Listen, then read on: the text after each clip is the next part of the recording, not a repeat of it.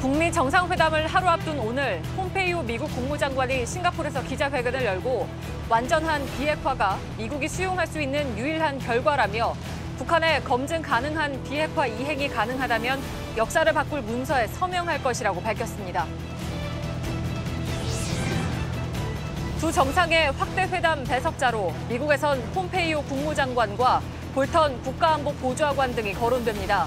북한에선 김영철 통일전산부장의 배석이 확실시되는 가운데 김여정 당 부부장과 노광철 인민무력상의 참석 가능성도 나옵니다. 김정은 위원장은 외부 일정 없이 호텔에 머물면서 회담 준비에 집중한 것으로 보입니다. 싱가포르 경제 관련 시설을 둘러볼 거란 관측도 나왔지만 김 위원장의 정확한 동선은 확인되지 않고 있습니다. 트럼프 대통령은 싱가포르 리센룽 총리와 오찬 회담을 가졌습니다. 이 자리에서 트럼프 대통령은 내일 흥미로운 회담을 하는데 아주 잘 될 것이라고 기대감을 표출했습니다. 오후엔 성김 대사와 최선희 부상의 실무 협상 내용을 수시로 보고받았습니다. 문재인 대통령과 트럼프 대통령은 정상 간 통화를 하고 북미 협상 진행 과정을 공유했다고 청와대가 밝혔습니다. 앞서 문 대통령은 북미 두 지도자가 서로의 요구를 통 크게 주고받는 담대한 결단을 기대한다며 성공을 기원했습니다.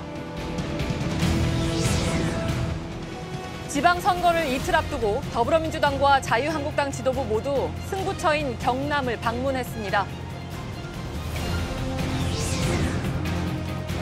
경기지사 선거에선 후보자 간 네거티브 공방이 격화되고 있습니다. 경기 지역 유권자들은 이번 논란을 어떻게 보고 있는지 6.13 민심버스가 취재했습니다.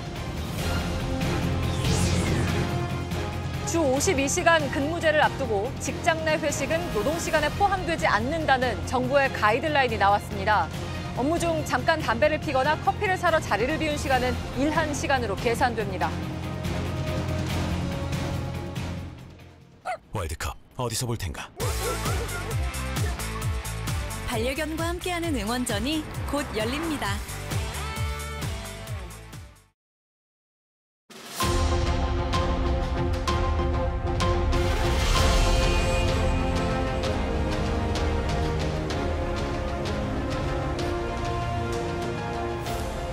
예, 시청자 여러분, JTBC 특집 뉴스룸 이틀째 이곳 싱가포르 현지에서 여러분들을 만나 뵙고 있습니다. 날씨는 오늘 낮엔 어제보다 굉장히 더 더웠습니다. 그러나 저녁이 되면서 조금 바람도 불고 낮보다는 좀 나아지고 있습니다. 자, 저희들은 오늘 모두가 기다리는 기분 좋은 뉴스들을 기대하면서 다시 이 자리에 앉았습니다. 네, 내일 우리 시간 오전 10시, 싱가포르 시간 오전 9시가 되면 북미 정상 간의 역사적인 첫 만남이 성사됩니다. 지금 북한과 미국의 정상이 머물고 있는 두 숙소 간 거리는 불과 500여 미터입니다. 제가 빠른 걸음으로 걸어가 보니까 채 10분이 되지 않는 가까운 거리였습니다. 그 거리가 더욱 좁혀지길 기대하면서 오늘 첫 소식 전해드립니다. 예. 자, 폼페이오 국무장관이 검증 가능한 약속을 전제로 내일 역사를 바꿀 합의문과 부속 문서에 서명할 수 있다고 말했습니다. 검증 가능한 비핵화 이행이 가능하다면 이런 전제가 깔려 있는 것이지만 북미 실무 협상에 의미 있는 진전이 있었음을 분명히 했습니다. 폼페이오 장관은 트럼프 대통령이 김정은의 안보 우려를 이해한다고도 말했습니다. 그러면서 내일 트럼프 대통령이 완전한 비핵화에 대한 보상으로 체제 보장과 외국 투자를 통한 경제 번영의 비전을 제시할 것이라고 했습니다. 북한의 완전한 비핵화와 체제 보장, 그리고 경제 번영의 기회를 제공하는 합의 가능성을 시사한 것입니다. 먼저 정효식 특파원의 보도입니다. Tomorrow, if we sign a document, if we can get that far, we will have had a historic change here in Southeast Asia, North Asia, and all around the world. 역사를 바꿀 합의문 서명 가능성은 폼페이오 장관이 북미 정상회담 전망을 직접 브리핑하면서 밝힌 겁니다. 합의문은 구체적으로 기본 합의와 양측이 합의를 이행하는 것을 보장하고 검증할 수 있는 부속 문서로 될 것이라고도 밝혔습니다. 그러면서 양국이 신뢰할 수 있고 이행할 수 있는 결과에 대해 합의가 있다면 이 같은 합의문에 서명할 것이라고도 말했습니다. 미국으로선 CVID가 수용할 수 있는 유일한 목표라고 강조했습니다. 트럼프 대통령은 완전한 비핵화에 대한 보상으로 내일 체제 보장과 외국인 투자를 통한 경제 번영의 비전을 제시할 것이라고도 했습니다. 성김 대사와 최선희 부상의 막바지 실무 협상에서 북한이 진전된 입장을 보였다면서 이같이 말했습니다. 앞서 백악관 관계자는 JTBC 취재진과 만나 내일 회담이 오전 단독 정상회담과 확대 정상회담 순으로 진행된다며 오후 회담 재개 여부는 오전 회담의 결과에 달려있다고 말했습니다. 라즈시아 백악관 부대변인은 JTBC와 만나 두 정상이 만찬을 함께할 계획은 없다고 설명했습니다. 트럼프 대통령도 회담은 아주 잘 될 것이라며 김 위원장과 합의 도출에 대한 낙관적인 기대를 표명했습니다. 백악관 프레스센터에서 JTBC 정효식입니다. 폼페이오 미 국무장관의 기자회견으로 내일 회담 테이블에 오를 의제는 더욱 분명해졌습니다. 이전 정권에서는 없었던 북한 정권에 대한 체제 보장 방식에 대해서 한 발 더 나아간 발언을 한 셈입니다. 물론 CVID, 즉 완전하고 검증 가능하며 불가역적인 비핵화를 전제로 했습니다. 메인 프레스센터에 나가 있는 서복현 기자를 연결하겠습니다. 자, 서복현 기자, 우선 CVID라는 것을 분명히 했다는 것은 여기에선 양보할 뜻이 없다. 이걸 다시 한번 강조한 것으로 보이는군요. 네, 그렇습니다. 폼페이오 국무장관은 궁극적인 목적은 CVID라는 것을 다시 한번 강조를 했습니다. 북미 정상회담을 하루 앞두고 완전하고 검증 가능하며 불가역적인 비핵화를 양보할 뜻이 없음을 다시 한번 못 박은 겁니다. 다르게 말하면 내일 김정은 위원장과의 회담에서 CVID에 대한 확답을 받겠다, 이런 의지로도 해석이 됩니다. 또 비핵화를 하지 않을 경우에는 제재를 해제하지 않겠다는 말도 했습니다. 예. 자, 또 하나가 체제 보장에 대해서도 얘기를 했습니다. 이전과는 다른 체제 보장 방식이 될 것이라고 했는데 구체적으로 얘기는 하지 않았습니다만 어떤 뜻으로 봐야 될까요? 네, 그렇습니다. 북한이 비핵화를 할 경우에 체제 보장을 하겠다는 것은 사실 새로운 얘기가 아닙니다. 그런데 주목할 건 오늘 이전과는 다른 방식의 체제 보장이 될 것이라고 말했다는 부분입니다. 북한을 압박하면서 더욱 큰 유인책을 제공한 것이라고 볼 수가 있습니다. 예. 혹시 좀 무엇인지 알아차릴 만한 어떤 단서 같은 것도 없을까요? 그 발언에는?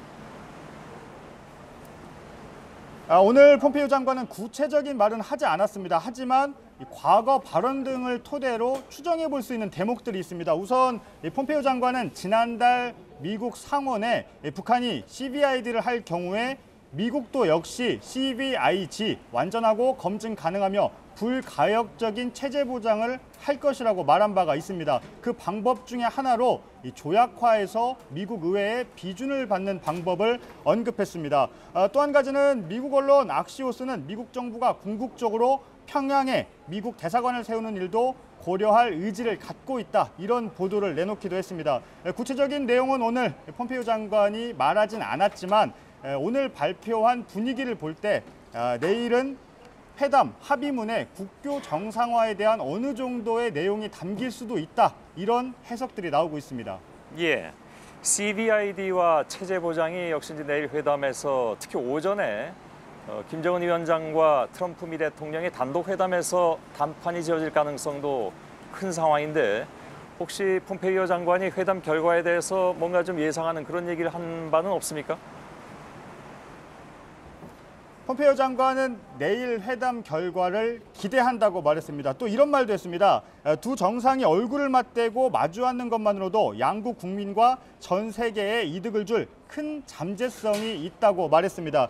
지금 시점에서는요, 이 말은 단순히 의례적인 말을 넘어서 북한과 미국이 어느 정도 합의에 접점을 찾았다, 이렇게 볼 수 있는 여지가 있습니다. 왜냐하면 오늘도 북한과 미국은 오전과 오후 실무 협상을 진행을 했는데요. 이 실무 협상 결과를 모두 보고받은 뒤에 폼페이오 장관의 입에서 나온 발언이기 때문입니다. 특히 폼페이오 장관은 트럼프 대통령의 완벽히 준비했다, 이렇게 확신에 찬 발언을 하기도 했습니다. 지난 7일 기자회견만 해도요, 김정은 위원장이 비핵화에 대한 결단을 내릴 준비가 돼 있길 바란다, 이렇게 얘기했는데 이 발언에서 한 발 더 나아간 발언이라고 볼 수가 있습니다. 예. 실무회담에 대해서는 잠시 후에 이희정 기자를 통해서 알아보긴 할 텐데 내일 일정을 보면 이미 저희가 낮 특보에서도 전해드렸지만 오전에 단독 회담이 있고 오후에 확대 정상회담이 진행이 되는 것으로 알고 있습니다. 내일 오전 회담 결과만 보면 사실상 이제 전체 결과를 유추해 볼 수 있는 그런 상황이 되겠죠. 네, 그렇습니다. 단독 회담 뒤에 확대 정상회담이 이루어진다면요. 먼저 이 두 정상이 만나서 비핵화와 체제 보장에 대한 어느 정도 담판을 지은 다음에 이후 참모들이 배석한 상태에서 구체적인 내용들에 대해서 회담을 진행할 가능성이 큽니다. 그렇기 때문에 담판이 이루어지는 오전의 단독 회담에서 상당 부분 결과물이 나올 수도 있는 상황입니다.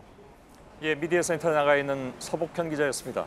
정상회담 시간이 이제 14시간이 채 남지 않았습니다. 북미 간 의제 협상팀, 그러니까 오늘 하루 종일 리스칼튼에서 회담한 성김, 최선희 이 두 사람은 어떤 지금 내용들을 논의하고 있는지 종일 분주하게 좀 움직였는데 실무 협상이 진행된 리스칼튼 호텔 연결하겠습니다. 이희정 기자, 오전과 오후에 걸쳐서 실무 회담이 진행이 됐습니다. 그리고 저희가 듣기로는 저녁 먹고 다시 만난다고 들었는데 지금 시간은 조금 애매하긴 합니다만은 어떤 상황입니까?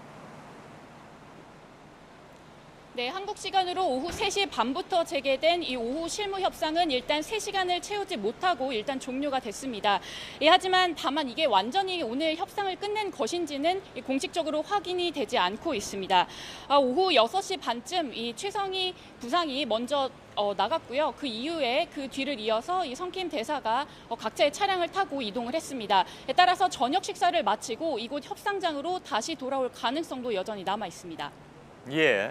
자, 정상회담을 불과 14시간도 안 남겨둔 이 상황까지 의제 협상을 한다는 것 자체가 무척 이례적으로 보입니다. 그래서 매우 낙관적인 전망과 또 그렇지 않은 전망이 좀 엇갈리고 있는 그런 상황인데 이렇게까지 계속 실무 협상을 하고 있는 것, 그 이유를 뭐라고 봐야 될까요? 네, 양측은 핵심 의제인 이 완전한 비핵화라는 큰 틀에서는 일단 공감대가 형성이 되어 있습니다.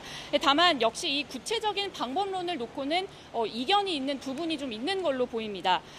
또 그동안 실무 협상이 사실상 지난달 중순부터 시작을 하면서 상당히 급박하게 진행이 됐기 때문에 이 시간이 좀 촉박했다라는 분석도 있습니다. 그리고 오늘 사실상 마지막 실무 협상이기 때문에 여기서 얼마만큼 진전이 있는지 또 어떤 결과가 도출되는지에 따라서 이 내일 있을 단독 회담 그리고 확대 회담 그리고 그 이후의 일정까지도 직결이 되기 때문에 이 실무 협상팀의 입장에서는 상당히 신중할 수밖에 없는 겁니다. 예, 하루 전 실무 협상이라면 역시 이제 상식적으로 생각할 수 있는 것은 내일 발표할 합의문 그것이 있다면 그것의 초안을 만드는 쪽에 집중하고 있는 것 같은데 무엇 때문에 이렇게 오래 걸리겠냐, 즉 그 안에 담겨질 내용이 무엇이냐, 무엇일까요? 네, 말씀하신 것처럼 이 핵심 의제는 완전한 비핵화와 또 그에 상응하는 이 체제 보장입니다. 양측은 이 두 가지를 놓고 오늘도 이 합의문 초안을 만드는 데 주로 집중을 했던 걸로 알려졌는데요. 특히 비핵화 문구의 수위가 관건이었던 걸로 보입니다. 그러니까 CVID라는 문구를 직접 합의문에 명시를 할지 그리고 체제 보장에 대해서는 어느 정도까지 언급할지를 놓고 이 막판까지 줄다리기를 하고 있는 걸로 보입니다. 다만 북한이 이전에 판문점에서 진행했던 이 6차례 협상 때보다는 상당히 태도가 진전이 됐고 또 협조적으로 나왔다라는 이 미국 쪽 소식통의 이야기도 좀 전해지고 있습니다. 예, 폼페이오 국무장관이 오늘 기자회견할 때도 이 회담 내용에 대해서는 전혀 얘기를 안 한 것으로 알려지고 있습니다. 당사자인 두 사람도 물론 아무 얘기도 안 했겠죠? 네, 맞습니다. 이 성김 대사와 이 최선희 부상이 이 호텔과 회담장을 오고 갈 때마다 취재진들이 여러 가지 질문을 던졌는데요. 이 끝까지 침묵을 지켰습니다. 이 내일 있을 이 트럼프 그리고 김정은 두 정상의 이 만남 이후에 합의문을 직접 발표하는 것들을 염두에 두고 이 실무진 차원에서는 이 최대한 언급을 삼가하기로 한 것으로 보입니다. 예. 자, 리스칼튼 호텔 앞에 나가 있는 이희정 기자였습니다. 북미 정상이 단독 회담에 이어서 확대 정상 회의를 할 것으로 알려진 가운데 누가 배석할지 여기에 굉장히 관심이 많이 가고 있습니다. 왜냐하면 회담 결과에 영향을 미칠 수 있기 때문입니다. 미국에서는 대화파인 폼페이오 국무장관과 강경파인 볼턴 국가안보보좌관의 역할에 이목이 쏠리고 있습니다. 북한 측에서는 김영철 통일전선부장 배석이 유력해 있고 또 김여정 당 부부장과 노광철 인민무력상의 참석 가능성도 점쳐지고 있습니다. 김소현, 김민관 기자가 이어서 보도해드리겠습니다. 이른 아침 국무부 팀과 사전회의, 우리는 한반도 CVID에 전념한다. 북미 정상회담 하루 전 폼페이오 장관은 트위터에 성김 대사와 함께한 조찬 사진을 올리며 이렇게 썼습니다. 배석자 1순위로 꼽히는 폼페이오는 뉴욕타임스에 며칠간 백악관 집무실에 머물며 대통령에게 북한의 군사력과 대북 제재의 영향 등을 보고했다고 말했습니다. 김정은 위원장이 자신에게 개인적으로 비핵화 준비가 됐다고 말했다며 두 정상 사이에서 자신의 가교 역할을 강조했습니다. 정상회담 의제 최종 조율 과정에 홀대설과 배제설이 돌던 볼턴 보좌관이 싱가포르행 에어포스원에 오르는 모습은 유독 눈길을 끌었습니다. 리비아 모델을 주장했던 볼턴의 배석은 그 자체로 북한의 압박의 메시지를 줄 수 있습니다. 블룸버그는 앞서 두 사람의 배석 가능성을 전했고 CNN은 이번 회담에서 둘 사이의 역학관계가 드러날 것이라 전망했습니다. 오늘 리센룽 총리와의 회담에 참여했던 존 켈리 비서실장과 스티븐 밀러 수석정책보좌관의 배석도 검토됩니다. JTBC 김소현입니다. 폼페이오 장관의 카운터 파트너인 김영철 통일전선부장이 영순위로 거론됩니다. 김 부장은 지난달 26일 판문점 남북 정상회담 당시 김 위원장 옆에 앉은 유일한 인물입니다. 김 부장은 지난 1일에는 북한 고위급으론 18년 만에 처음으로 미국 백악관을 방문해 김 위원장의 친서를 전달하기도 했습니다. 김 위원장의 여동생이자 비서실장 역할을 하는 김여정 당 제1부부장의 배석 가능성도 거론됩니다. 김 부부장은 지난달 26일 남북 정상회담에서 문재인 대통령을 영접하는 등 김 위원장에게 높은 신임을 받고 있습니다. 군인으로는 유일하게 김 위원장 수행 명단에 포함된 노광철 인민무력상의 배석 여부도 주목됩니다. 노무력상은 김 위원장과 리센룽 싱가포르 총리의 환담 자리에 깜짝 등장하며 존재감을 드러냈습니다. 군서열 3위인 그는 비핵화에 합의했을 경우 군부의 불만을 다독이는 역할을 맡을 것으로 보입니다. 북한 외교 전반을 총괄하는 이수용 당 부위원장 겸 국제부장, 대미 외교 전반에 해박한 이용호 외무상도 참석할 가능성이 높습니다. JTBC 김민관입니다. 예, 이번에는 김정은 위원장이 묵고 있는 세인트 레이지스 호텔로 가보겠습니다. 어제 말씀드린 것처럼 이 호텔은 그야말로 다운타운에 다 노출된 곳에 있기 때문에 만약에 김 위원장이 오늘 움직였다면 저희 미디어들한테 금방 이제 눈에 띄었을 텐데 적어도 오늘 공식적으로는 김 위원장은 출타하지 않은 것 같습니다. 이선화 기자가 지금 호텔 앞에 나가 있는데요. 이선화 기자, 김 위원장이 오늘 하루 종일 그곳에 머물렀다고 봐야 되는 거죠?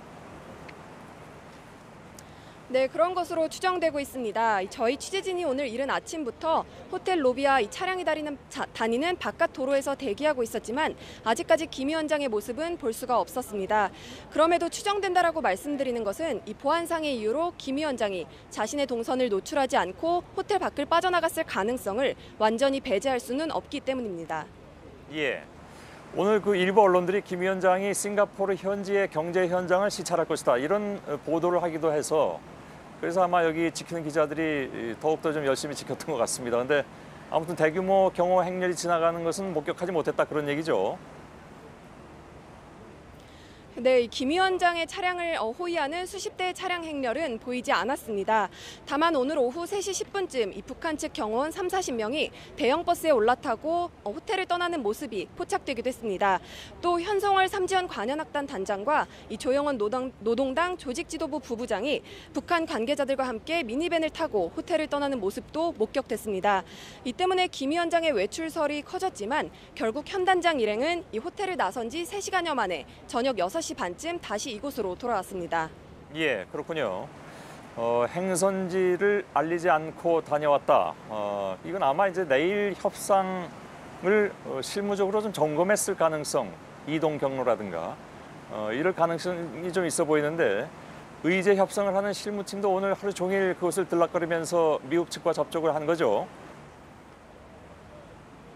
네, 그렇습니다. 이 판문점 협상팀이었던 최선희 외무성 부상이 최강일 부국장과 김성애 통일전선부 실장과 함께 오늘 오전 10시 반쯤 처음으로 호텔을 빠져나갔습니다.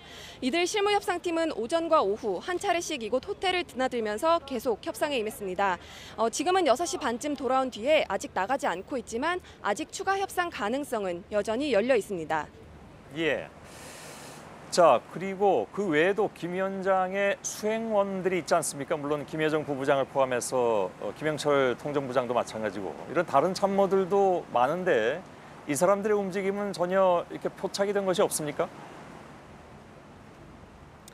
네, 일부 포착이 되긴 했습니다. 이용호 외무상 같은 경우에는 싱가포르 비비안 발라크리시난 외무장관과 만났습니다. 이 구체적인 내용이 공개되진 않았지만 아마도 내일 있을 회담에 대비해서 실무적인 논의를 진행했을 것으로 보입니다.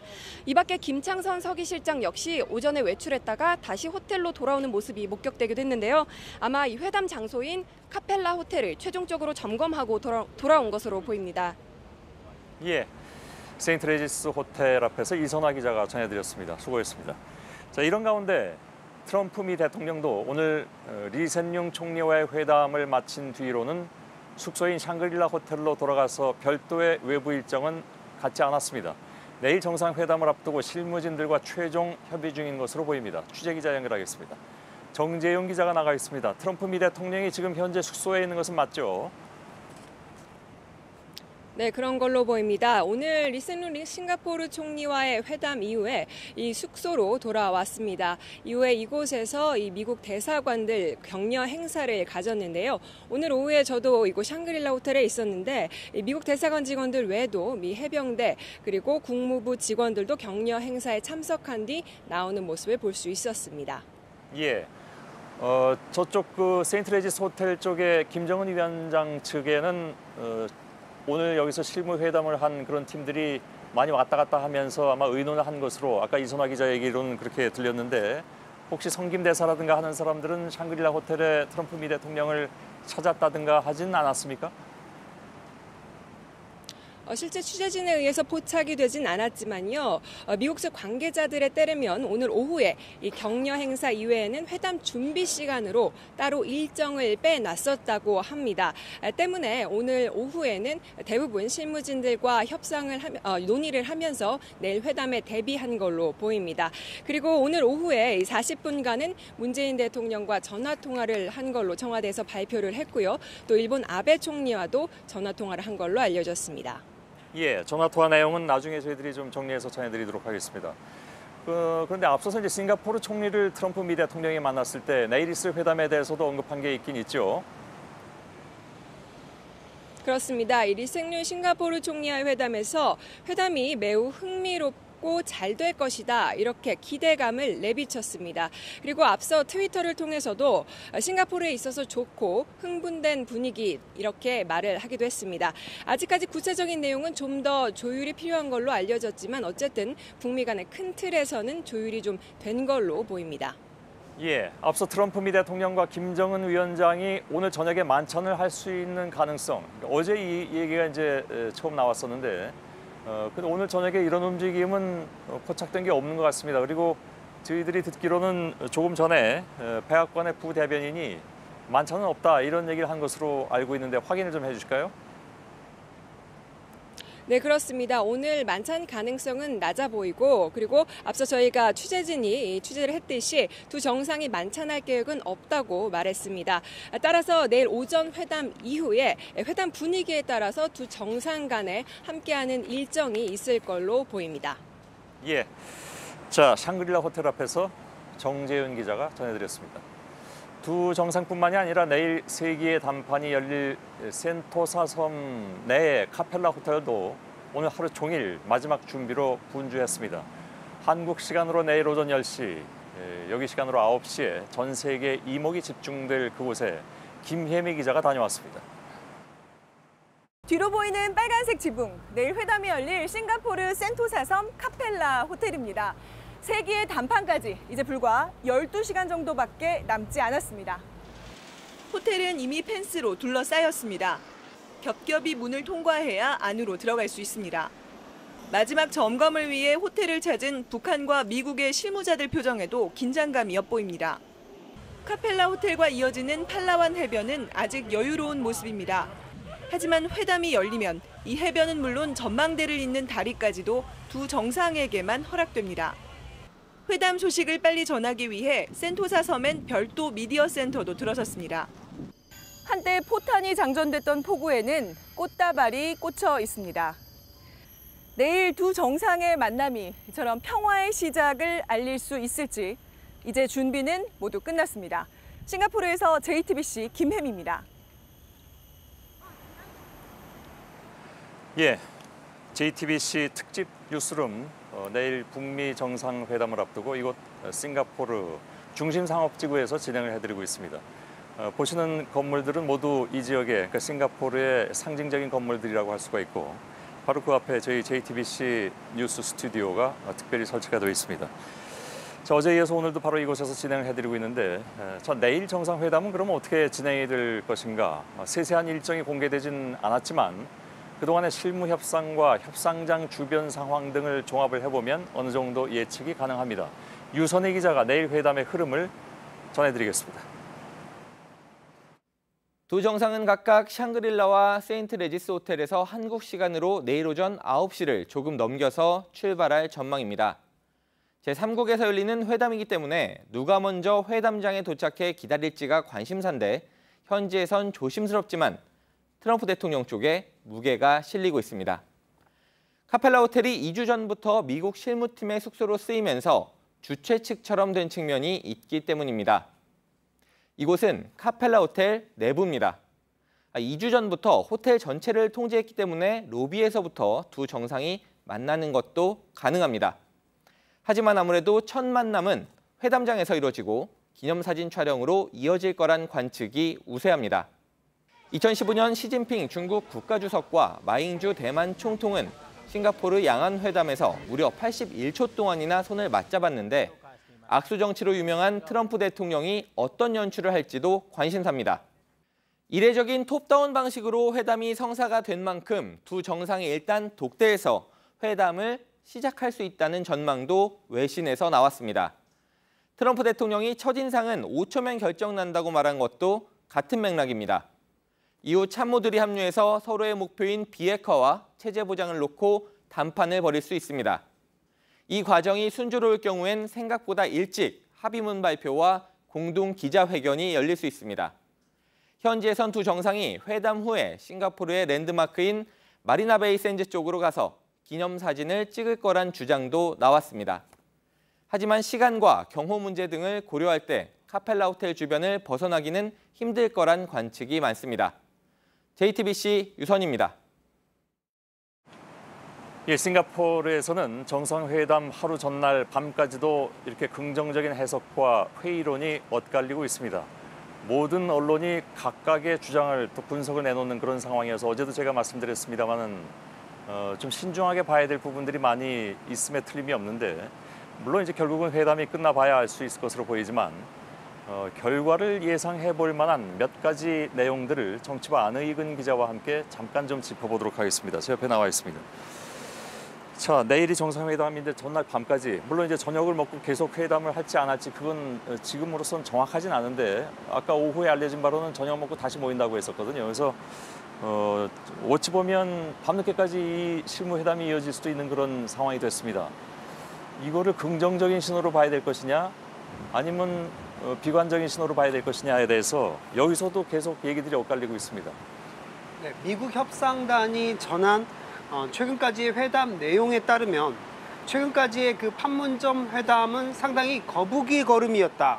이런 말을 하고 있고요. 예. 그러다 싱가포르에 와서 이전보다는 다른 의미 있는 진전이 이루어지고 있다라고 하는 게 이곳 소식통들이 전하는 현재의 회담 분위기입니다. 예. 결국 막판까지 서로의 카드를 고수하면서 양보하지 않았던 북미가 이제는 절충안을 내놓으며 내일 합의문에 담을 내용을 막판까지 조율을 하고 있는 것으로 보입니다. 예. 조심스럽지만 실무 협상이 막판까지 이어지는 게 꼭 나쁘지만은 않은 신호라는 게 이곳 소식통들의 분석입니다. 예.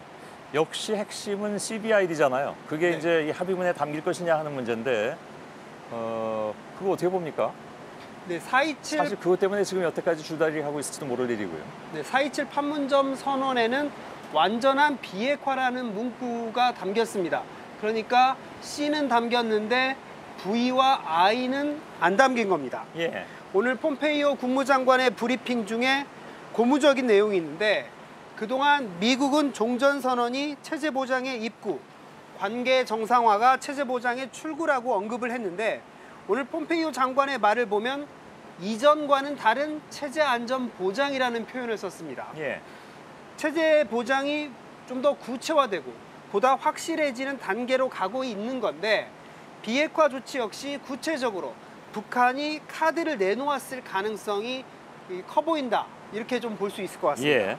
자, 오늘까지도 계속해서 이제 내일 회담이 오전 중으로 끝날 수도 있다 이런 얘기가 나왔습니다.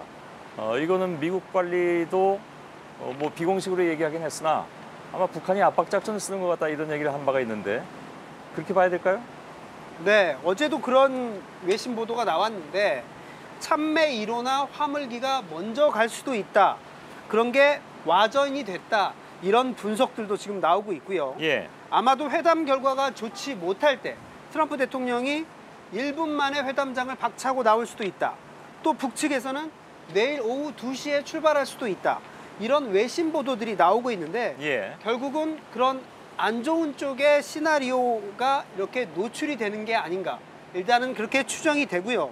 내일 일정에 대해서도 양측이 모두 전혀 공개를 하지 않고 있는 상황인데 예. 결국은 현재 양측이 막판까지 신경전을 이어가고 있는 상황으로 보이고 결국은 내일 오전에 회담 분위기가 중요할 것 같은데 거기 분위기에 따라서 오후 일정도 조금은 유동적인 상황이다. 이렇게 봐야 될 것 같습니다. 사실 그동안에 많은 그 정상회담들을 봐오긴 했으나 이런 경우는 굉장히 좀 드문 것 같습니다. 왜냐하면 대개는 이제 다 실무협의에서 다 일찌감치 끝내놓고 흔히 얘기하는 뭐 도장 찍기용 혹은 사진 찍기용 이런 얘기들이 정상회담은 둘러싸고는 많이 나왔었는데 아무튼 이번 정상회담은 유난히 그렇게 끝까지 신경전을 벌이는 그런 모습을 현지에서도 볼 수가 있는 것 같습니다.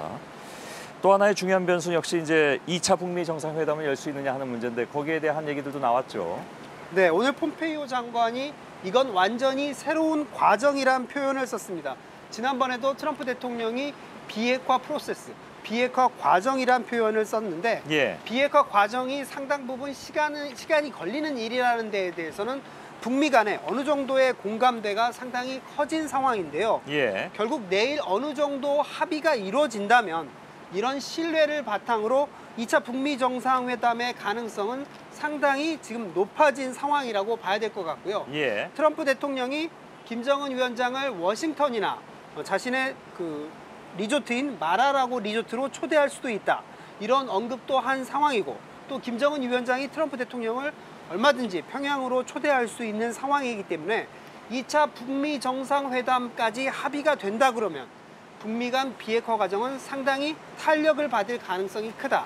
일단은 이렇게 전망해 볼 수 있을 것 같습니다. 예, 이미 김정은 위원장은 자신의 친서에서 트럼프 미 대통령을 평양으로 초청하겠다는 얘기를 이미 했기 때문에 그것도 좀 참고로 삼아야 될 것 같습니다. 안의익은 기자였습니다. 네. 북미 회담을 하루 앞둔 상황에서 문재인 대통령은 트럼프 미국 대통령과 정상 간 통화를 했습니다. 청와대 취재기자 연결해보죠. 고석승 기자, 우선 한미 두 정상의 통화 내용부터 좀 전해주실까요?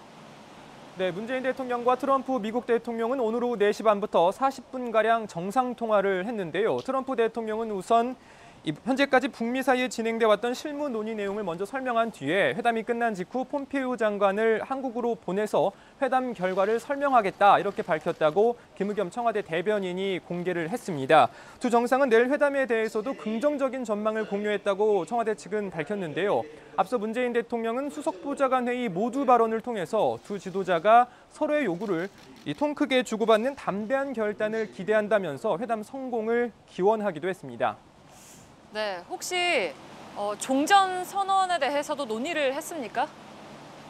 네, 그렇습니다. 두 사람은 통화에서 종전선언 관련 논의도 했다고 청와대 측은 밝혔습니다. 다만 의견을 모아간 수준은 아니고 정보 공유 차원이었다면서 구체적인 통화 내용을 공개하긴 어렵다고 밝혔습니다. 청와대 측은 내일 중요한 회담을 앞두고 있는 상황에서 자세한 내용을 언급하기에는 조심스럽다면서 지금은 회담 성공을 기원하는 게 우선이라고 강조했습니다. 네, 청와대에서 고석승 기자가 전해드렸습니다. 첫 북미 정상회담이 성공적으로 마무리되면 자연스럽게 후속 회담에 대한 논의가 구체화할 겁니다. 두 정상의 파격적인 스타일상 워싱턴과 평양을 교차 방문할 가능성이 관측돼 왔는데 김정은 위원장이 트럼프 대통령에게 평양 초청 의사를 전한 것으로 알려졌습니다. 유미혜 기자입니다. 트럼프 대통령은 지난주 김정은 위원장을 미국으로 초청할 수 있다고 말했습니다. If you do invite him to the White House or to the United States, would it be here at the White House or at Mar-a-Lago? Maybe we'll start with the White House. What do you think? 북미 정상회담이 잘 되면이란 전제를 달았지만 백악관을 특정해 기자들에게 되묻기까지 했습니다. 앞서 김정은 위원장도 다음 달 평양에서 2차 북미 정상회담을 열자며 트럼프 대통령을 북한에 초청했다고 북미 회담 준비와 관련된 외교 소식통이 전했습니다. 지난 1일 김영철 노동당 부위원장을 통해 전달한 친서를 통해서입니다. 북한 측이 희망한 시기는 다음 달입니다. 현재 양측 모두 한 번의 회담으론 비핵화 문제 등을 해결할 수 없다는 것에 뜻을 같이 하고 있어 추가 정상회담에 무게가 실립니다. 후속 회담 관련 내용은 내일 확대 정상회담이 성공적으로 마무리될 경우 나오게 될 공동선언문이나 공동성명에 담길 공산이 큽니다. 6월 12일 회담을 시작으로 다음 달 평양, 가을 워싱턴으로 정상회담을 이어가며 완전한 비핵화 로드맵을 이행해가는 수순으로 주목받고 있습니다. JTBC 유미입니다. 네, 냉전 시대 미국은 탁구 선수단을 중국에 보내면서 관계 정상화의 신호탄을 쏘아 올렸습니다. 47년 전 이른바 핑퐁 외교를 벤치마킹한 논의가 북미 간에 이루어지는 걸로 보입니다. 스포츠와 문화 분야의 교류가 주목되는데 삼지연 관현악단 현송월 단장의 싱가포르 행이 그래서 관심을 더 모으고 있습니다. 이한주 기자입니다. 트럼프 행정부가 북한 체조단과 관현악단의 초청을 고려하고 있다. 미국의 유력 인터넷 매체인 악시오스는 북미 정상회담에서 문화교류 방안이 다뤄질 것이라며 이같이 보도했습니다. 이른바 북미 간 핑퐁 외교식 접근법입니다. 1971년 미국이 중국과 친선 탁구 경기를 하며 국교 수립에 물꼬를 튼 것을 북한에도 적용할 수 있다는 의미입니다. 악시오스는 트럼프 대통령이 이런 방안을 펜스 부통령과 폼페이오 장관과 이미 논의했다고도 했습니다. 북한의 현송월 단장이 회담에 동행한 것은 이런 흐름과 무관치 않다는 분석입니다. 현 단장을 포함한 북한 예술단은 평창 올림픽을 전후해 방남 방북 공연의 핵심 역할을 담당했습니다. 스포츠와 문화 교류를 축으로 한 소프트 외교가 추구하는 목표는 양국의 국교 정상화입니다. 트럼프 대통령은 앞서 국교 정상화와 관련해 모든 것이 완료됐을 때 하길 희망한다고 말한 바 있습니다. 이와 관련해 악시오스는 북미 간 교류는 이번 정상회담에서 북한이 어느 정도 비핵화 의지를 보이느냐에 따라 결정될 것이라고 진단했습니다. JTBC 이한주입니다. 네, 반세기 만에 하늘로 외국을 방문한 북한 김정은 위원장과 동생 김여정 부부장 이른바 백두혈통은 비행기를 나누어 탔습니다. 미국의 대통령과 부통령이 각각 다른 비행기에 타서 위험에 대비하는 것과 같은 대응이란 분석입니다. 중국 정부는 북한의 요청으로 중국 지도부에 전용기를 제공했다고 공식 확인했습니다. 연지환 기자입니다. 김정은 위원장의 싱가포르 행은 연막작전의 연속이었습니다. 평양에서 뜬 석 대의 비행기 중 어디에 타고 있을지가 확인되지 않았습니다. 현지 시간 어제 오후 2시 반쯤 싱가포르 창의공항에 착륙한 중국 국제항공 비행기에서 김 위원장이 모습을 드러냈습니다. 뒤이어 도착한 김 위원장의 전용기 참매 1호엔 동생 김여정 제1부부장이 타고 있었습니다. 지도자들이 비행기를 나눠 타는 이른바 위험 분산 작전으로 평가됐습니다. 당초 북한의 권력 공백 상태를 우려해 김여정 부부장은 평양에 남을 거란 관측이 나온 이유이기도 합니다. 중국 당국은 김 위원장이 중국 항공기를 이용한 배경을 설명했습니다.耿수황 외교부 대변인은 브리핑에서 북한의 요청으로 항공기를 제공했다고 밝혔습니다. 이 항공기는 중국 지도부가 이용하는 보잉 747기, 특히 리커창 총리의 전용기로 알려졌습니다. 김 위원장이 중국 전용기를 이용한 것에 대해 중국 관영 매체는 북한 문제에 있어 대체할 수 없는 중국의 역할을 세계에 알렸다고 보도했습니다. JTBC 연지환입니다. 네, 북한의 매체들은 오늘 김정은 위원장의 싱가포르 방문을 신속하게 보도했습니다. 보도 내용도 이례적이었습니다. 중국에게 전용기를 제공받은 사실을 그대로 알리고 현지 숙소까지 그대로 공개했습니다. 체제 유지에 자신감을 드러낸 걸로 보이는데 이렇게 김 위원장이 비운 평양을 누가 지키고 있는지에도 관심이 쏠립니다. 신진 기자입니다. 경애하는 최고 용도자 동지께서는 환송 나온 당미 정부 지도 간부들과 인사를 나누시고 중국 전용기에 오르셨습니다. 북한 매체들이 일제히 김정일 위원장의 싱가포르행을 보도했습니다.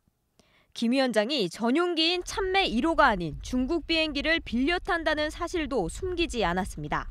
그러면서 북미 정상회담에서 오갈 의제까지도 주민들에게 설명했습니다.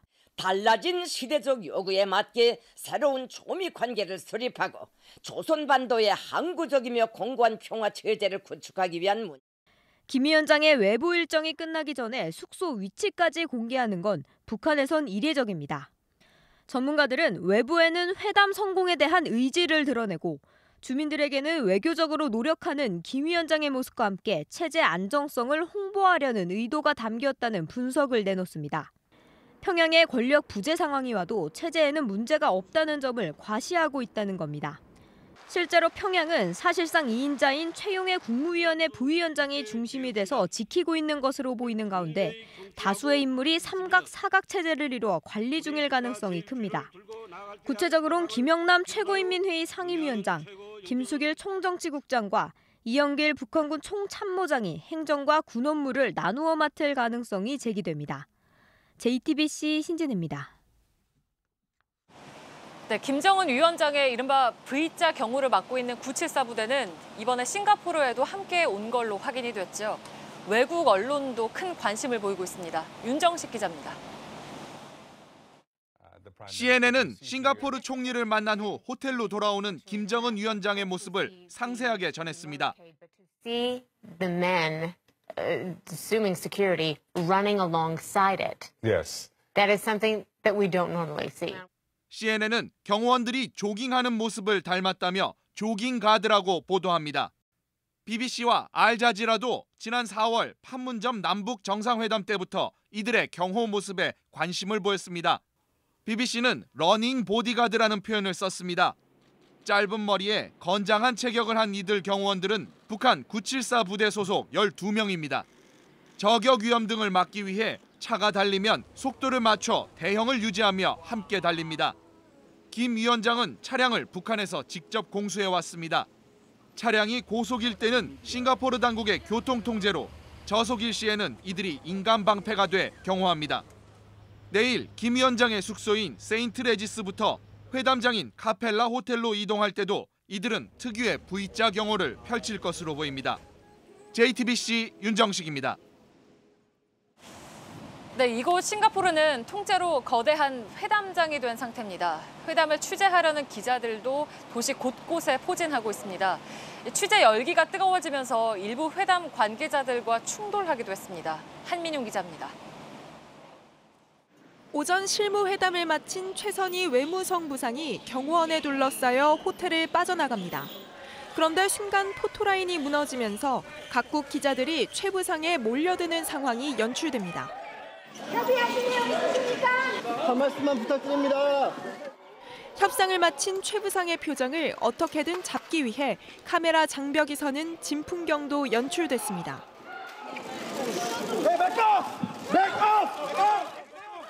경호원들이 취재진을 막아서고 최 부상의 차량 탑승을 돕지만 차에 탄 뒤에도 창 너머 플래시 세례가 이어졌습니다. 15분 뒤 최 부상의 상대격인 성김 주 필리핀 미국 대사가 나왔을 때도 포토라인은 다시 한번 무너졌습니다. 성김대사를 뒤따라오던 앨리슨 후커 백악관 한반도 보좌관은 취재진의 팔을 강하게 쳐내며 신경질적인 반응을 보이기도 했습니다. 세기의 단판이 하루 앞으로 다가오면서 전 세계에서 5천 명이 넘는 기자들이 모인 싱가포르의 취재 열기도 갈수록 뜨거워지고 있습니다. JTBC 한민용입니다. 예, 저희 JTBC 특집 뉴스룸 이곳 싱가포르에서 여러분들께 전해드리고 있습니다. 저희가 국내에서도 야외에서 방송할 때 많은 시민들이 저희들을 찾아주시곤 하는데 이곳 해외인 싱가포르에서도 이렇게 많은 분들이 저희 야외에 마련된 특별 스튜디오 앞에 나와줘서 이렇게 응원을 보내주고 계십니다. 어제도 많은 분들을 만나 뵀는데 대부분 이제 교민 여러분들도 많이 계시고 또 여행을 오신 분들도 많이 계십니다. 이렇게 늘 함께해 주셔서 감사하다는 말씀을 드리겠습니다. 자, 이곳 싱가포르 소식 잠시 후에 마저 또 전해드릴 텐데 여기서 중요한 국내 소식도 좀 있기 때문에 국내 소식도 같이 진행을 해드리도록 하겠습니다. 전국 법관 대표 115명이 모인 회의에서 양승태 전 대법원장 시절의 사법농단 의혹에 대해서 검찰 수사가 필요하다 이런 의견을 내놨습니다. 판사들은 형사 절차를 포함한 성역 없는 진상조사로 책임을 추궁해야 한다 이런 데 뜻을 모았다고 합니다.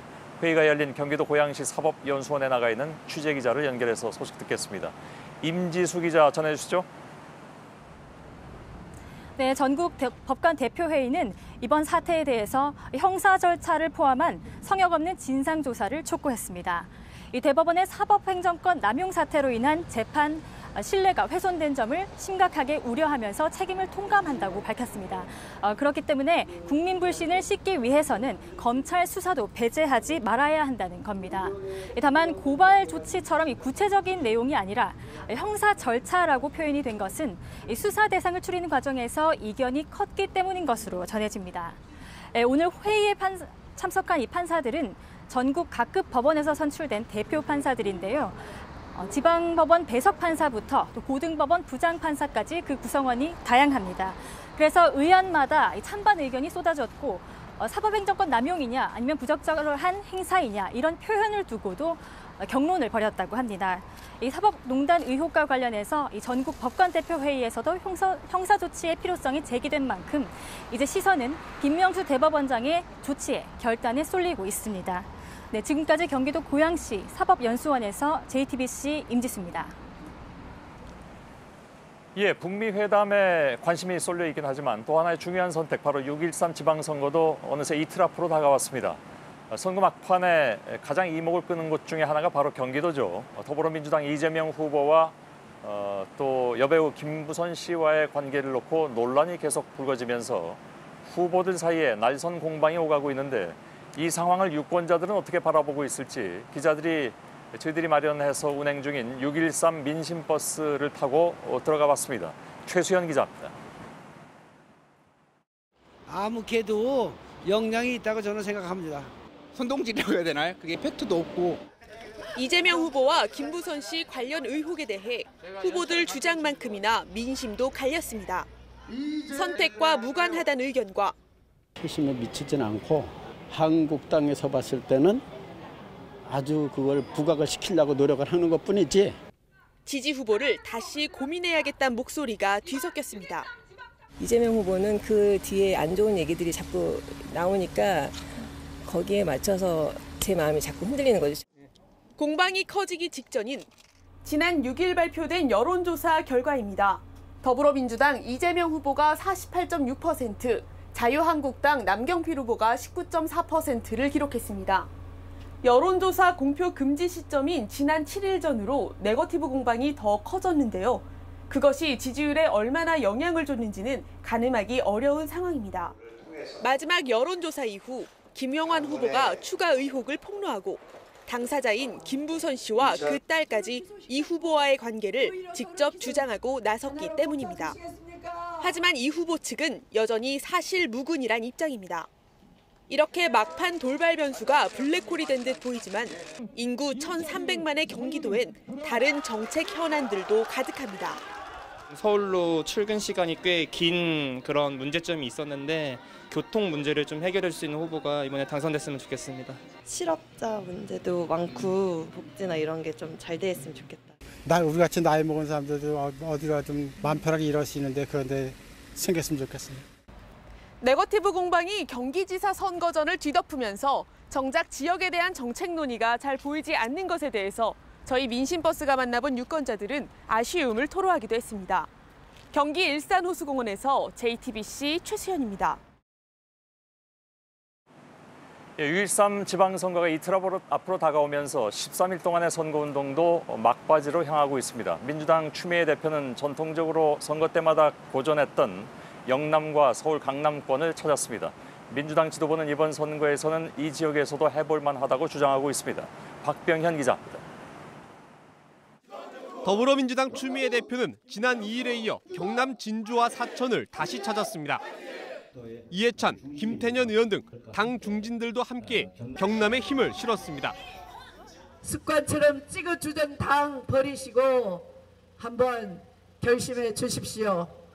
1번으로 새로운 선택하시면 경남 도를 웃게 만들고. 지금 제 뒤로 추미애 대표가 경남 사천시장 후보 지원 유세를 하고 있습니다.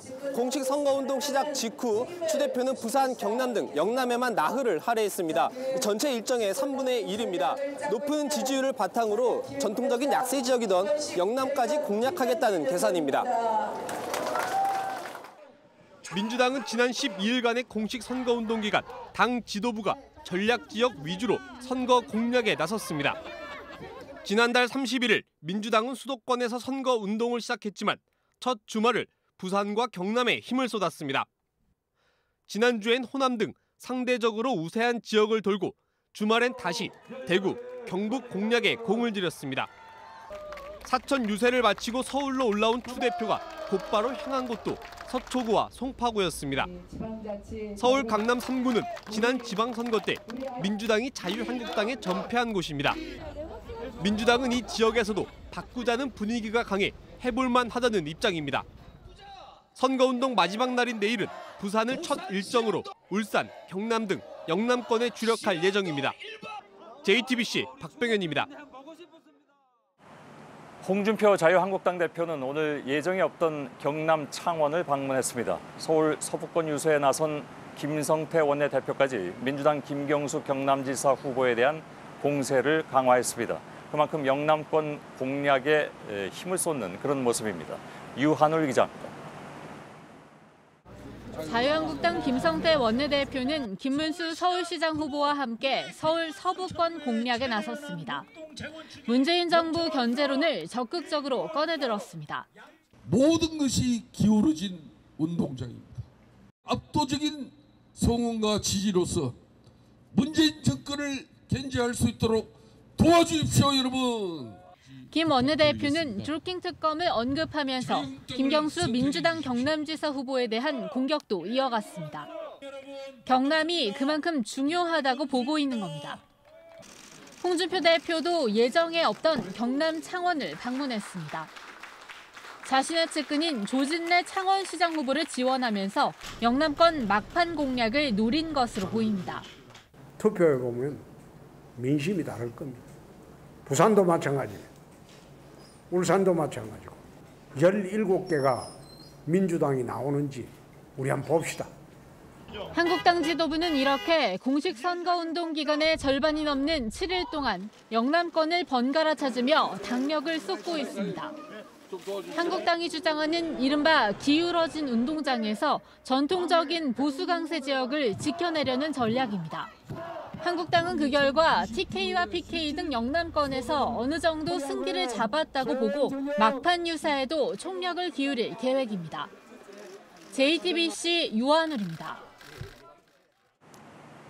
바른미래당과 민주평화당, 정의당도 유권자 한 사람이라도 더 만나기 위해서 바쁘게 움직였습니다. 당 지도부들은 한 단위로 시간을 이렇게 쪼개서 옮겨 다니는 중이고요. 마지막 힘을 쏟아내고 있습니다.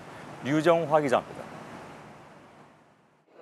바른미래당은 문재인 정부를 견제하기 위해 지방 권력만큼은 제3당에 달라고 호소했습니다. 최근 서울시장 단일화 논란을 의식한 듯 자유한국당과의 연대에 대해선 분명히 선을 그었습니다. 지방선거 이후 자유한국당과의 통합 절대 없습니다. 수구 세력과의 어떠한 거래도 하지 않을 것입니다. 이후 박주선, 유승민 두 공동대표는 각각 전북과 대구, 경북으로 흩어져 한두 시간 단위로 지역을 옮겨 다니며 지원 유세를 했습니다. 민주평화당은 지역 기반인 호남에서만큼은 민주당과의 경쟁 구도를 만들어야 한다며 지지를 호소했습니다. 영남 GM을 살렸습니다.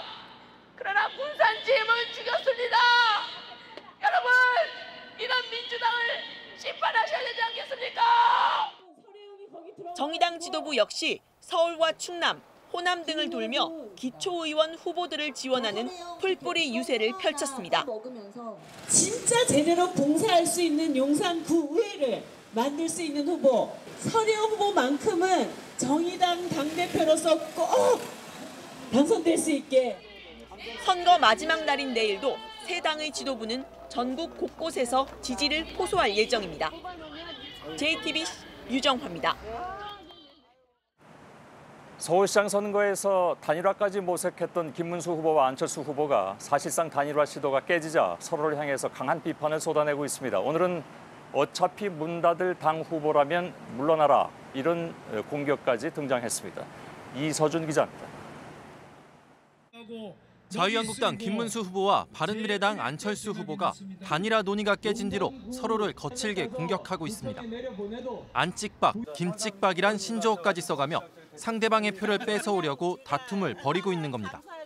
김 후보는 안 후보에 대한 불편한 심기를 직설적으로 드러냈습니다.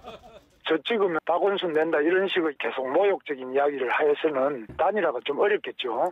박원순의 산모, 산파가 바로 안철수죠. 안 후보도 기자회견을 열고 한국당을 향해 사실상 후보 사퇴를 촉구했습니다. 자유한국당의 운명이 문 닫을 정당이라면 더 이상 야권표 분산시키지 말고 야권 단일화에 협력할 것을 촉구합니다. 하지만 두 후보 모두 선거 완주를 다짐한 상태여서 막판 단일화 가능성은 크지 않습니다.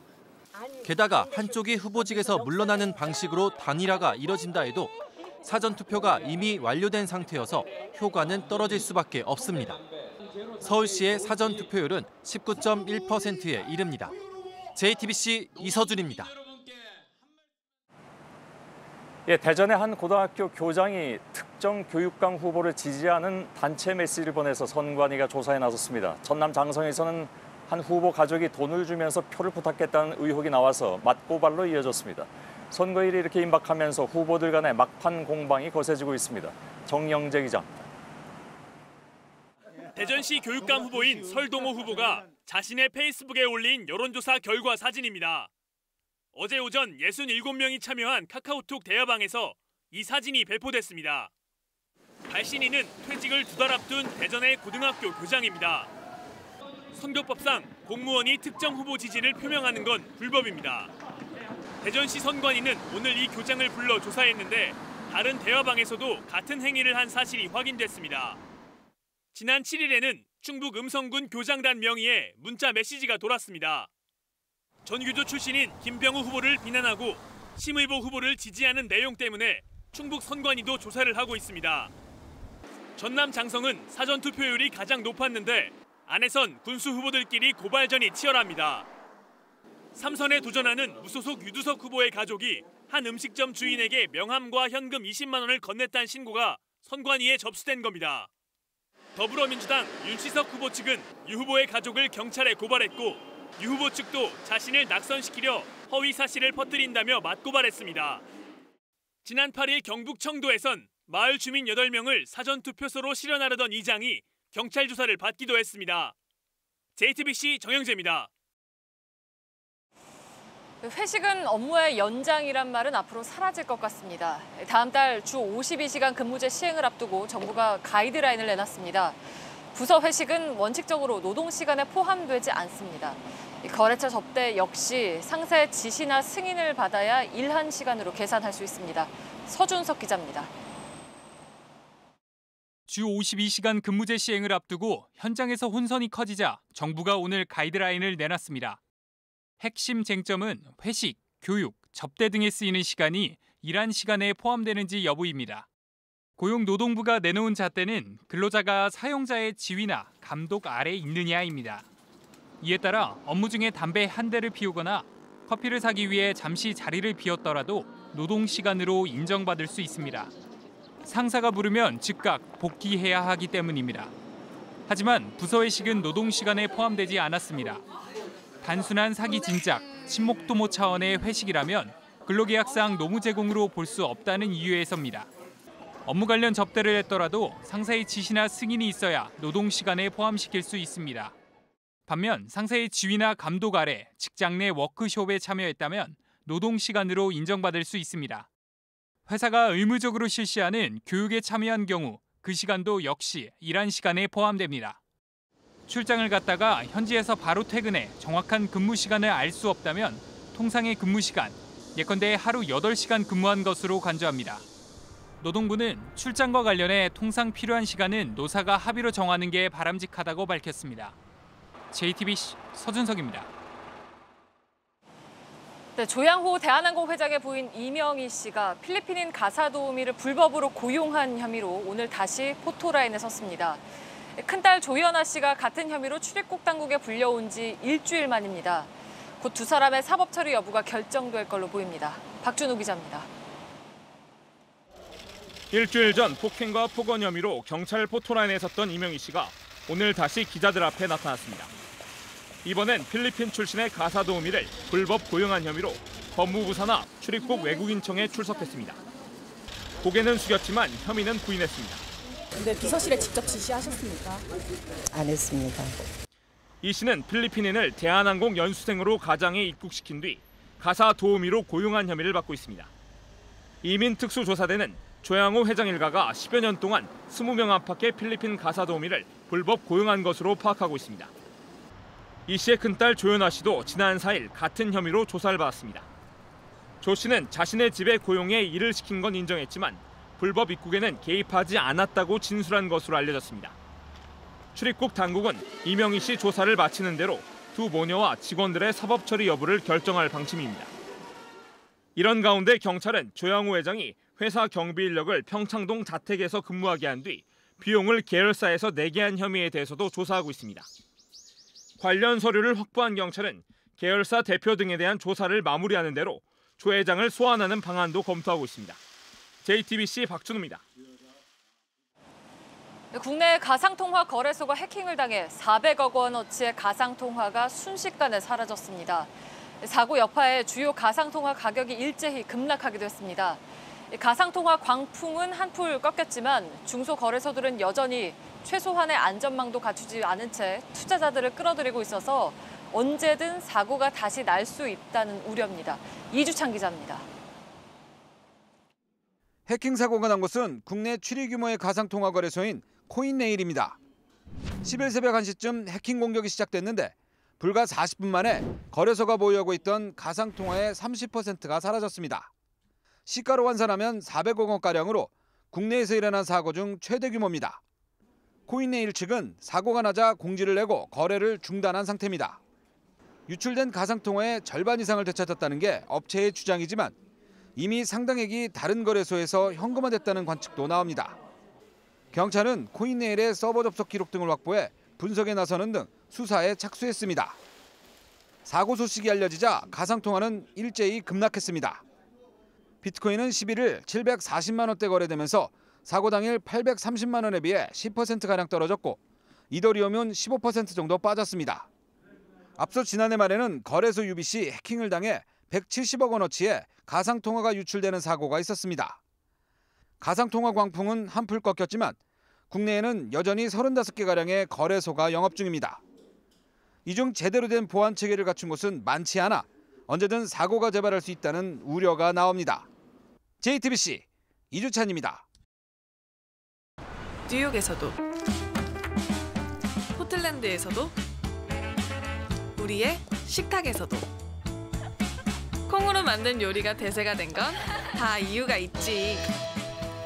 식물성 단백질을 먹으면 내 몸도 지구도 건강해지니까. 요즘은 이런 식.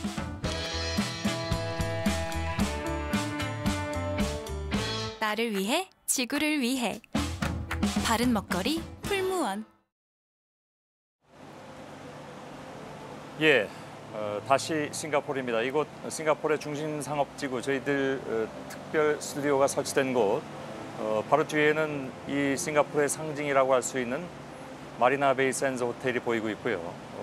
대략 이 시간에 레이저 쇼를 하게 됩니다. 그리고 음악 소리도 이제 들리는데 어제 저희가 음악 소리 좀 걱정했었는데 시청해 주신 분들께서 음악 소리 크게 들리지 않으니까 걱정하지 마라라는 반응도 보여주셨습니다.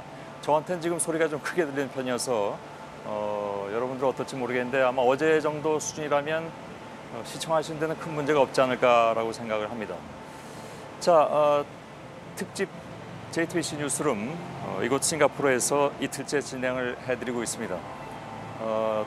지금부터는 다시 북미 정상회담 관련 내용으로 뉴스를 이어가도록 하겠습니다. 회담의 내용도 물론 중요하지만 회담의 형식 역시 결과와 연결될 수 있는 부분이기 때문에 매우 주목을 끌 수밖에 없습니다. 일단 오전 단독 회담과 오후에는 이제 확대 정상회담이 이어지게 되는데 그리고 이제 회담이 잘 마무리된다면 두 정상이 합의문에 서명하는 순서로 진행될 것으로 보입니다. 국제미디어센터에 나가 있는 취재기자를 다시 연결해서 내용을 잠깐 좀 들어보도록 하겠습니다. 서복현 기자 지금 나와 있죠. 단독 회담을 먼저 하고 확대 정상회담이 이제 이후에 진행이 될 예정으로 있습니다.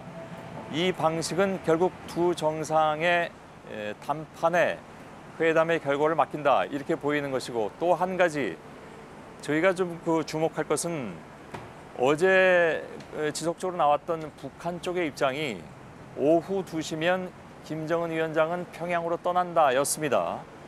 근데 오늘 다시 좀 얘기가 바뀌고 있는 것이 오전 단독회담, 오후 확대 정상회담입니다. 만일 정말 2시에 떠나버린다면 오후 확대 정상회담은 없어지고 실무회담만 남게 되는 그런 상황이 되는데 여기서 좀 추론해서 정리할 수 있는 것은 적어도 내일 오후 2시에 김정은 위원장이 평양으로 향하는 일은 없을 것 같다. 이렇게 보면 되겠죠? 네, 그렇습니다. 어제만 해도 일부 언론에서 김정은 위원장이 내일 오후 2시에 싱가포르를 떠날 것이다. 이런 보도가 나와서 오전 회담으로 끝나는 것이 아니냐. 이런 관측도 나왔지만 끝까지 진위는 확인되지 않았습니다. 다만 오늘 오전에는 단독회담 그리고 오후에는 확대 정상회담이 진행될 것이라는 얘기가 나왔습니다. 그렇기 때문에 회담은 일단 오후까지는 진행될 것으로 보입니다. 그리고 앞서 말씀하셨듯이 이 단독회담이 상당히 중요할 텐데요.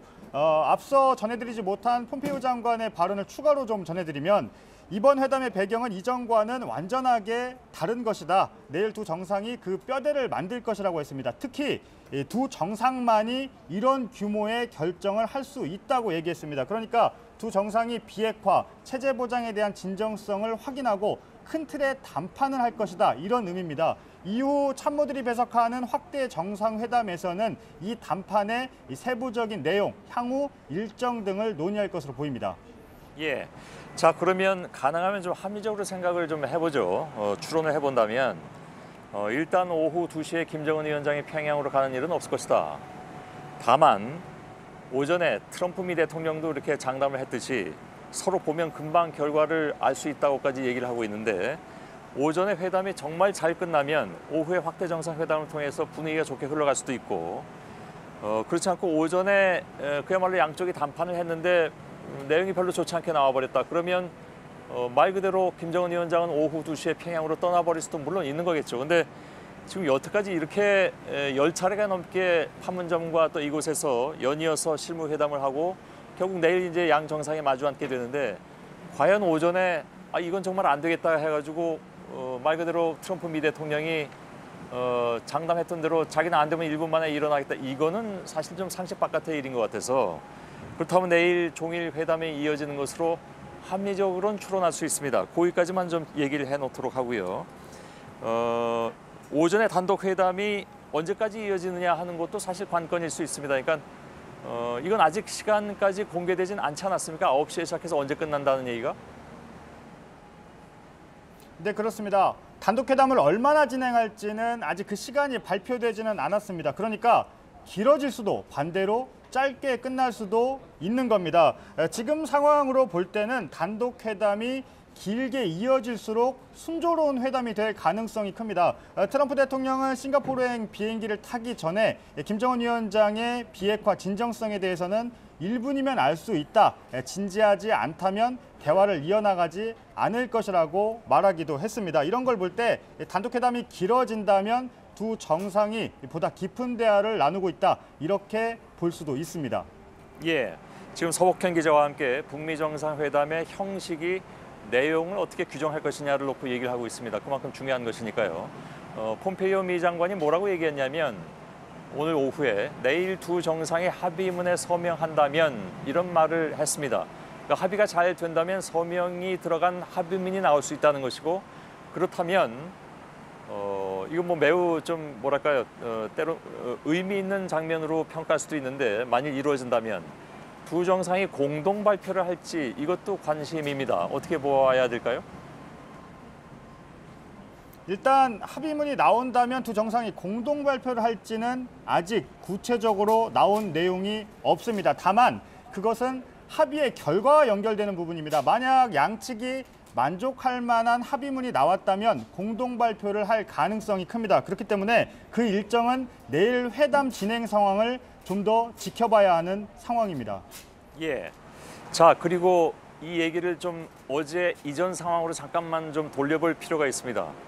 왜냐하면 오늘 또 몇 가지 얘기들이 나온 것에 기초해서 저희들이 얘기를 하고 있으니까 당초 회담이 다음 날까지 연장될 수 있다는 내용들이 지속적으로 보도가 됐었는데 저희가 어제 로이터의 보도를 중심으로 해서 또 다른 언론들도 그런 얘기를 했고 분석가들도 그 얘기를 해서 12일 하루로 끝날 가능성 쪽으로 더 무게중심이 옮겨갔다라고 얘기했는데 혹시 이 모든 것을 다시 되돌려서 내일 회담이 모레까지 연장될 가능성에 대해서 오늘 혹시 새로 나온 얘기가 있습니까? 아직까지 회담 연장 얘기는 나오지 않고 있습니다. 어제와 같이 협상이 12일 당일 하루로 마무리될 것이다. 이런 예상이 여전히 우세한 상황입니다. 트럼프 대통령도 앞서 이번 회담이 한 번으로 끝날 것이다. 이렇게 말한 적이 없다라고 밝힌 적이 있습니다. 그리고 다음 회담이 평양에서 열릴 것이냐 또 워싱턴에서 열릴 것이냐 이런 얘기까지 나오는 상황에서 양측이 회담을 하루 연장하면서까지 줄다리기를 이어나갈 가능성은 낮다. 이런 분석이 많은 상황입니다. 예, 알겠습니다. 자, 서복현 기자였습니다. 제가 아까도 말씀드렸습니다만 많은 정상회담 소식을 보도를 해드렸습니다만은 이번 정상회담처럼 이렇게 하루 전까지 모든 상황이 역동적으로 흘러가는 경우는 처음 보는 것 같습니다. 그만큼 내일 오전 9시 그리고 한국 시간 10시에 열리는 사상 첫 북미 정상회담의 단독 회담, 오전 중에 이뤄질 단독 회담에서 굉장히 극적인 결과가 나올 수 있을지 관심이 쏠릴 수밖에 없는 그런 상황인 것 같습니다. 이번에는 김정은 위원장이 묵고 있는 세인트레이지스 호텔 상황을 다시 한번 좀 챙겨보도록 하겠습니다. 이선화 기자가 지금 하루 종일 지금 현장을 지키고 있는데 이선화 기자, 회담까지 이제 시간은 한 13시간 정도 남았습니다. 숙소 주변의 움직임이 혹시 좀 있습니까? 아니면 그대로입니까? 네, 일단 겉으로는 적막합니다. 하지만 김정은 위원장이 묵고 있을 20층 스위트룸 그리고 북측 대표단이 머물고 있을 공간은 내일 회담 준비로 상당히 분주할 것으로 예상됩니다. 김정은 위원장도 당장 오늘은 이 하루 종일 모습을 드러내진 않았지만 긴장된 상태로 이 오늘 미국과의 실무 접촉 결과를 수시로 보고받았을 것으로 관측됩니다. 예, 실제로 최선희 외무부상이 이제 오늘 호텔을 몇 번 이렇게 왔다 갔다 했다고 들었습니다. 그것은 성김 대사와의 최종 실무회담, 이를테면 저희들이 예상한 것은 내일 나올 합의문의 초안을 작성하는 그런 과정이라고 생각이 드는데 그걸 초안을 확정하기 위해서 왔다 갔다 보고도 하고 지시도 받고 그럴 가능성이 있긴 있죠. 그리고 저희가 아까 잠깐 이선화 기자 연결해서 얘기할 때 오늘 경호원들이 수십 명이 버스 타고 나갔다 온 바는 있었다면서요? 네, 그렇습니다. 이 경호원들은 오늘 센토사 섬에서 최종적으로 이 보안과 경호를 점검한 것으로 전해지고 있습니다. 또 경호원들을 비롯해서 오늘 북측 관계자들이 저희 카메라에 수시로 포착됐는데요. 우선 아까 말씀하셨던 것처럼 의제협상팀인 최선희 외무성 부상과 최강일 부국장 그리고 김성애 통일전선부 실장이 여러 차례 노출됐습니다. 또 의전과 경호를 맡고 있는 김창선 서기실장도 목격됐는데요. 특히 김 실장은 내일 회담에 앞서서 이 회담 장소인 카펠라 호텔의 경호를 최종적으로 점검했을 가능성이 큽니다. 예. 그리고 아까 이희정 기자로부터 들은 바로는 최선희 외무성 부상이 속한 의제 조율 실무팀이 오후 6시 반쯤에 들어왔다고 했는데 그 팀이 다시 혹시 나갔습니까? 아니면 아직 안에 있습니까? 그건 확인이 안 됩니까? 네, 일단 저희 취재진이 확인한 바로는 아직까지는 호텔에 있는 것으로 파악되고 있습니다. 이 차량에 타서 이동하는 모습이 포착되지 않았기 때문인데요. 오늘 두 번째 협상을 마친 뒤에 아마도 김정은 위원장의 재가를 기다리고 있는 것으로 보입니다. 일단 협상이 이뤄졌던 리츠칼튼 호텔 측에 따르면 호텔 측이 추가 협상을 준비하고 있는 만큼 이들 협상팀이 다시 호텔을 나설 가능성 여전히 남아 있습니다.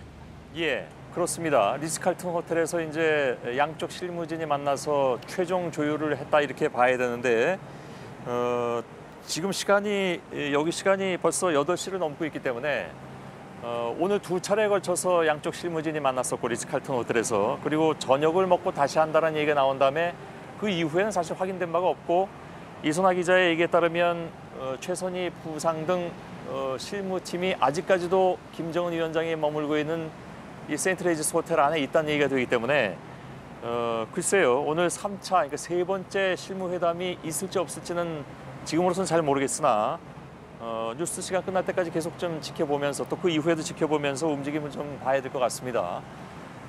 회담 시간은 아무튼 점차 다가오고 있는데 내일 김 위원장은 몇 시쯤 호텔을 나설까요? 네, 우선 회담 시간은 한국 시간으로 내일 오전 10시입니다. 아직 김정은 위원장이 이곳 호텔에서 몇 시쯤 출발할지 정확히 공개된 건 없습니다. 다만 이곳에서 카펠라 호텔까지는 8km 정도 떨어진 거리에 있습니다. 차량을 이용하면 교통이 통제될 경우 10분도 채 되지 않는 거리에 있는 겁니다. 역산하면 오전 9시를 조금 넘어서 이 세계 담판을 하러 이곳 호텔을 떠날 것으로 보입니다. 예, 물론 그것은 이제 한국 시간입니다. 그러니까 여기 시간은 9시에 회담이 예정돼 있기 때문에 여기 시간으로는 9시 전에 물론 회담장으로 떠나게 되겠죠. 예, 이선화 기자였습니다. 자, 이번에는 트럼프 미 대통령의 숙소 샹그릴라 호텔 앞 취재 기자를 다시 한번 연결하겠습니다. 이지은 기자가 연결되어 있습니다.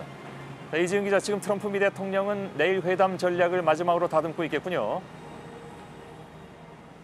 네, 그렇습니다. 우리나라 시간으로 밤 9시 그리고 현지 시간으로 저녁 8시가 넘었습니다. 이 트럼프 대통령은 저녁 식사를 한 뒤에 이 실무팀과 내일 회담에 앞서서 마지막 협상 전략을 가다듬을 것으로 보입니다.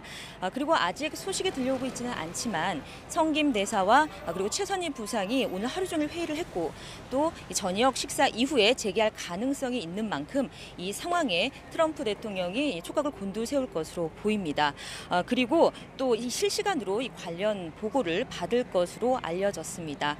그리고 또한 이 협상이 마무리가 되는 시간이 정확하게 알려지지는 않았지만 이 협상이 마무리가 된다면 트럼프 대통령과 폼페이오 장관 그리고 볼턴 보좌관 등이 밤늦게까지 회의를 할 가능성을 배제할 수 없습니다.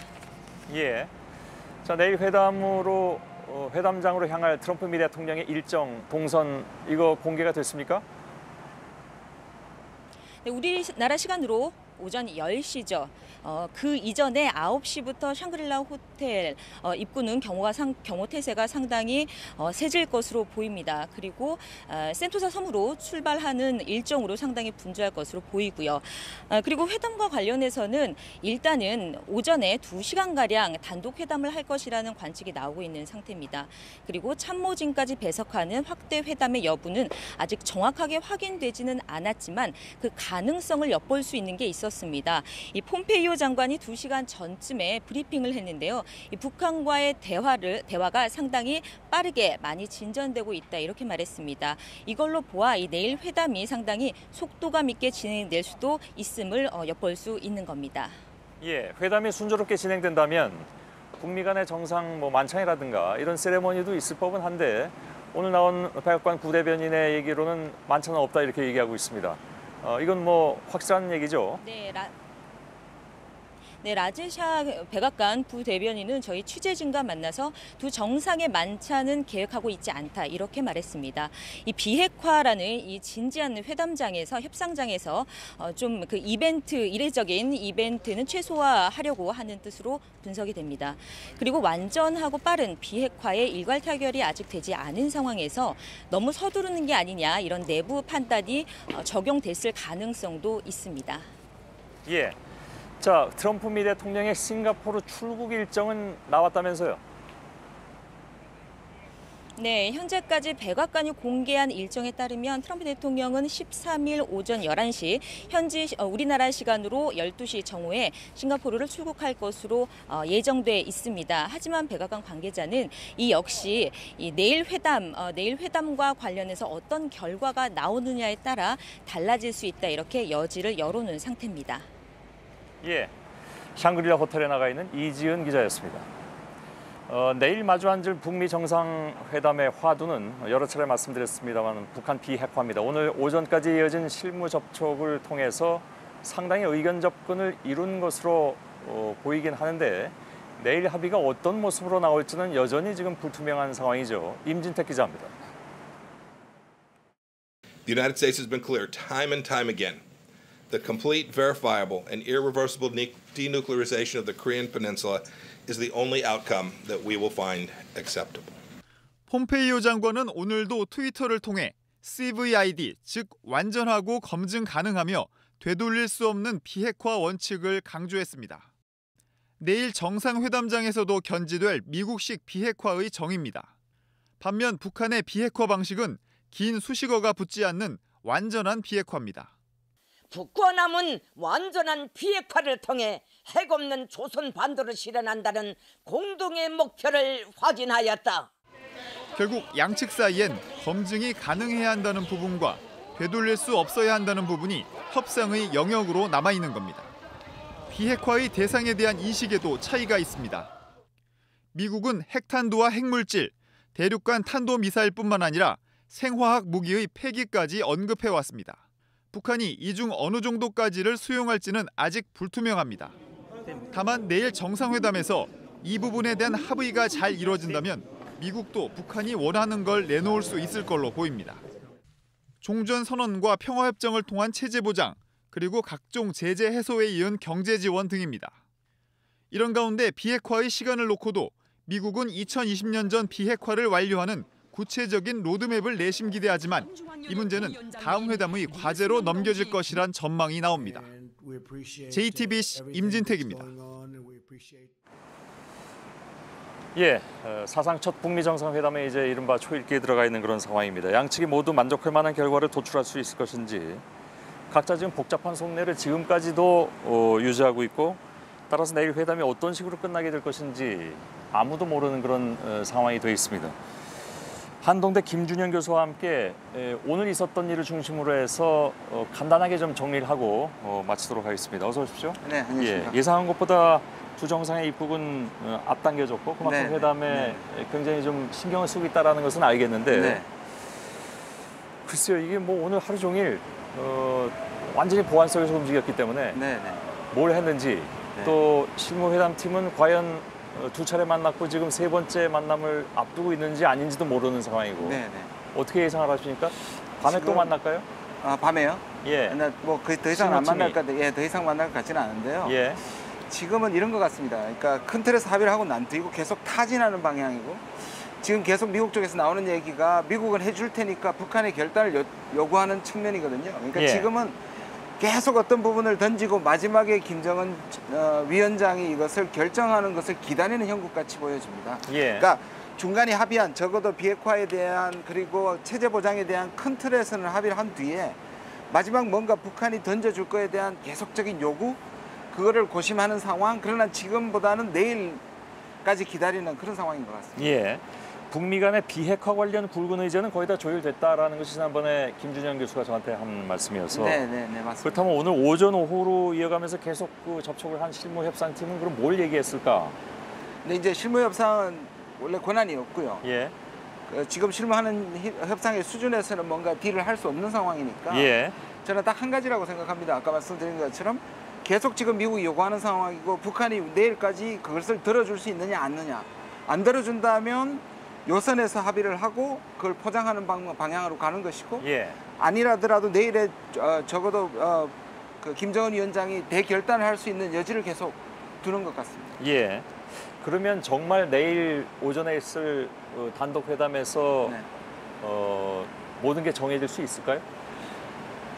지금 그러니까 내일 발표할 부분은 이미 정해진 거고요. 예. 거기에 이제 뭔가 모든 사람이 만족할 만한 대결단이 이제 나올 수 있는데요. 그 부분은 이제 김정은 위원장한테 달렸다는 말씀입니다. 지금까지 계속해서 미국 쪽에서 트럼프 미 대통령에 대해서 우려한 것이 CBI들을 하지도 않을 것이면서 어느 정도 선에서 마무리해놓고 자 이거 과거 정부하고 다른 것이다 라고 포장할 가능성에 대해서 우려해 왔는데 아직까지도 그런 우려가 유효하다고 보십니까? 그렇죠. 그러나 CBID 그 자체보다는 미국에서 만족할 만한 초기 조치의 어떤 조치가 나오느냐를 기다리는 것 같습니다. 만약에 그 부분을 오늘 발표를 해버리면 그건 합의가 됐다는 부분이고 합의된 부분을 말하자니 더 이상이 나올 수도 있기 때문에 지금 오히려 그것이 비공개가 되는 큰 이유 중에 하나라고 생각합니다. 그런데 김정은 위원장 입장에서 바라는 바대로 초반에 어떤 큰 것을 줄 수 있는 여건이 돼 있느냐 실제로 그런 것을 목표로 해서 이번 회담에 임했느냐 하는 것은 다른 문제일 수 있다라는 우려가 지속적으로 나왔습니다. 그렇습니다. 계속 그것을 확인해 왔고요. 그러면 북한은 오늘 어제 계속 타진한 부분이 바로 그 부분이겠죠. 그 부분에 대해서 북한이 어떤 정도로 확신을 가져야 내일 사실상 그 부분을 할 수 있느냐는 북한의 이제 마지막 판단의 몫으로 남는 것이죠. 자, 오전에 단독 회담, 오후에 확대 회담. 오전에 단독 회담이 잘못되면 오후에는 확대 회담에도 김정은 위원장은 혹은 트럼프 미 대통령은 안 나올 수도 있는 거잖아요. 근데 그렇지만 그런 일은 없을 것 같습니다. 저도 아까 상식적으로 그것은 불가능하다고 말씀을 드렸습니다만은 오전에 만일에 잘 안 되면 오후에 확대 회담도 없다고 보는 게 더 맞는 얘기 아니겠습니까? 지금 얘기대로라면. 그렇죠. 그렇지만 만약에 어떤 결단이 오전에 없게 되면 이것을 이제 포장하는 방법을 의논할 수도 있을 것 같습니다. 그리고 포장한다는 건 어떤 걸 말씀하시는 겁니까? 이번에는 적어도 성공을 하고 좋은 출발로 여기고 포장을 한 다음에 다음 만남에 초점을 두는 방식으로 할 수 있겠죠. 알겠습니다. 그렇게 되면 사실은 좀 뭐랄까 아쉽죠. 많이 아쉽죠. 맥이 빠지는 그런 상황이 될 수도 있는데 과연 어떻게 될지 내일 지켜보도록 하겠습니다. 김준현 교수였습니다. 고맙습니다. 네, 오늘 밤사이 전국 곳곳에 소나기가 옵니다. 내일은 오늘처럼 선선하겠습니다. 또 싱가포르 기상국에 따르면 내일 싱가포르 낮 최고 기온이 34도입니다. 아침 늦게는 싱가포르 곳곳에서 소나기가 예보돼 있습니다. 사실 그 최고 기온이 34도라고 하지만 대개 여기는 이제 체감 온도를 많이 따지는데 내일 체감 온도는 한 40도 정도로 예상이 되고 있습니다. 오늘도 마찬가지였고요. 자, 저희들은 내일 이 자리에서 다시 또 뵙도록 하겠습니다. 내일 좋은 결과가 나오기를 함께 바라겠습니다. 내일도 최선을 다하겠습니다. 여러분 고맙습니다.